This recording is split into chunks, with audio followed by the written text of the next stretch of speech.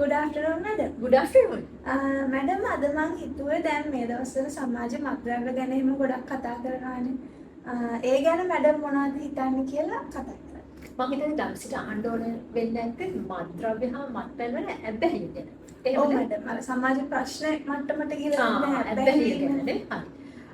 ඒක තමයි මට මෙහෙමයි. ඇත්තටම කිව්වොත් මට ඔය මත්පැන් හා මත්ද්‍රව්‍ය කියන ඇබ්බැහිය ප්‍රශ්නේ මට ඊට වැඩිය ඩෙප්ත් එකක් පේනවා. මම ඒ ගැන කතා කරන්නම්. මම ඇත්තටම ওই ප්‍රශ්න එකක් දිගට හිතාගෙන යනකොට මට හිතෙනවා අපි සේරම ප්‍රශ්න ගත්තොත් එහෙම රටක හරි කොයි හරි තියෙන ප්‍රධාන කාරණා දෙකක් තියෙන්න පුළුවන්. ගොඩ තියෙන්න පුළුවන්. එකක් තමයි වයලන්ස්. ඒ කියන්නේ ප්‍රචණ්ඩත්වය. අනිත් එක තමයි එක මයින්ඩ්ස් වල තියෙන ඇබ්බැහිතාවය. එහෙම නැත්නම් ඇඩික්ෂන් කියන එක. ඉතින් ඔය දෙක ඔස්සේ අපි හිතුවොත් මම හිතන්නේ අපිට ටිකක් කොහට හරි යන්න පුළුවන් කියලා හිතනවා. ඒ කියන්නේ අපි මේ හැම කතාවක්ම කරන්නේ දැම්සි මේවා වළක්වන්න ඕනේ කියන තැනද නේද? එතකොට මම ඉස්සලම කියන මේ වයලන්ස් කියන එක මොකක්ද කියලා නිකන් අපි සරල ස්වරූපයෙන් කිව්වොත් දැම්සි ඒ කියන්නේ තවත් කෙනෙකුට ඒ වගේම මතක තියාගන්න දැම්සි ඒක තමාටත් වයලන්ස් වෙන්න පුළුවන් නේද අපි ඒක දිගට කතා කරන්නේ නැහැ අපි හිතමු සමහර අය කපා ගන්නවා නේද විවිධ ආකාරයෙන් තමාගේ හැසිරීම තමාටම බලපානවා මම හිතන්නේ අපිට ඒක නිකන් සරලව ගන්න පුළුවන් තමාටම තියෙන ප්‍රචණ්ඩත්වය කියලා. ඔව්. ඉතින් එහෙමනම් මේ ප්‍රචණ්ඩත්වය නිසා මොකද වෙන්නේ තව කෙනෙක්ව මර්ධනය වෙනවා පාලනය වෙනවා නේද ඔය වගේ කටයුතු වෙනවා අපි හිතමු ඕකම අනිත් පැත්ත තව කෙනෙක් හරිම කරුණාවන්තයි තමන්ටත් කරුණාවන්තයි ඒ වගේම අනුන්ටත් කරුණාවන්තයි එහෙම නැත්නම් ගොඩක් ප්‍රශ්න අඩු වෙනවා ඇති නේද ඔව් ඒතර ඒක එක පැත්තක් තමයි අනිත් පැත්ත තමයි මම ආවොත් මේ ඇබ්බැහිය කියන එකට දැම්සිට මොකද හිතෙන්නේ උදාහරණ කිහිපයක් කියන්න බලන්න ඇබ්බැහිතා කියන එක මැඩම් දැන් එකපාරට මතක් වෙන්නේ ඔය මත්පැන් හරි මත්ද්‍රව්‍ය හරි මොන හරි සිගරට් වගේ දෙයක් හරි එහෙම තමයි මුලින්ම මතක් වෙන්නේ. ඒ වුණාට තව දේවල් ඔය සමහරු සූදුවට ඇබ්බැහි වෙනවා. තව ඔය පොඩි ළමයි ගේමින් වලට එහෙම ඔය ස්ක්‍රීන්ස් වල ඒ වගේ දේවල් වලට ෆෝන්ස් වලට එහෙම ඇබ්බැහි වෙනවා තමයි මතක් වෙන්නේ. ජම්සි හරි සමහරක් වෙලාවට සමහර පුද්ගලයෝ ඇබ්බැහි වෙලා. හැබැයි තමාවත් දන්නේ තමා දෙයකට ඇබ්බැහි වෙලා. නේද ඒක ප්‍රශ්නයක්. ඉතින් ජම්සි මම ඔක මෙහෙම ඉතා සරලව පහදන්නම්. මම හිතනවා මට මා එක්කම සම්බන්ධතාවයක් තියෙනවා. ඒ කියන්නේ මට මං ගැන දැනෙන්නේ කොහොමද කියලා. දම්සිට එහෙම.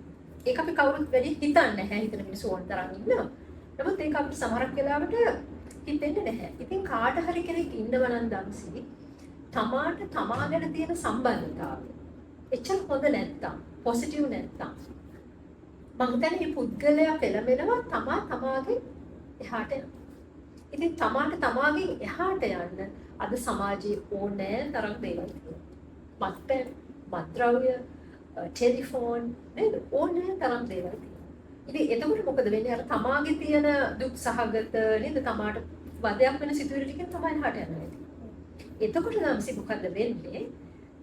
මිනිස්සුන්ට availability මත කොටහක් මත්පැන් හා මත්ද්‍රව්‍ය වලට ඇබ්බැහි වෙනවා. තව කොටහක් ස්ක්‍රීන් එකකට ඇබ්බැහි වෙනවා. තව කොටහක් සූදුවකට යනවා.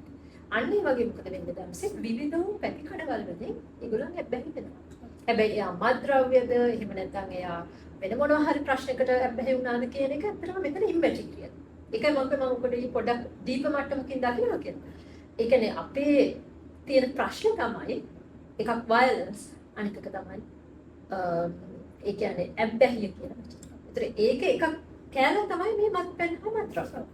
ඉතින් ඒ අනුව බලනකොට දම්සි ඇත්ත අපේ රටේ ගොඩාක් නීති හදලා ඒගොල්ලෝ අල්ලගෙන නේද මේක කොහොම හරි සීමා කරන්න බලනවා.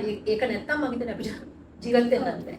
නේද? ඒක අපි හොඳටම දන්නවා ඒක ඉතාමත්ම අගය කළ යුතුයි. ඉතින් කොහොම වුණා වුණත් මම හිතන්නේ අපි හැමෝම හිතන්න ඕනේ අපේ මානසිකත්වය කොහොමද කියලා. ඉතින් මම හිතන්නේ ඒක තමයි මට දම්සිට කියන්න තියෙන ලොකුම දේ. මේ ඇබ්බැහිය කියන එක මත්පැන් වේවා, මත්ද්‍රව්‍ය වේවා වෙන දෙයක් වුණත් මේ ඇබ්බැහිය තමයි ප්‍රශ්නේ. ඒ කියන්නේ මැඩම් දැන් අපි නීතියක් දාලා හරි අපේ පොලිසියෙන් හරි කොහොම හරි මත්ද්‍රව්‍ය කියන ප්‍රශ්නේ අපි පාලනය කරා. අපේ හිතේ තියෙන ප්‍රශ්න අපි විසඳගත්තේ නැත්නම් ඒක වෙන විදියකින් හරි උඩට එන්න පුළුවන්.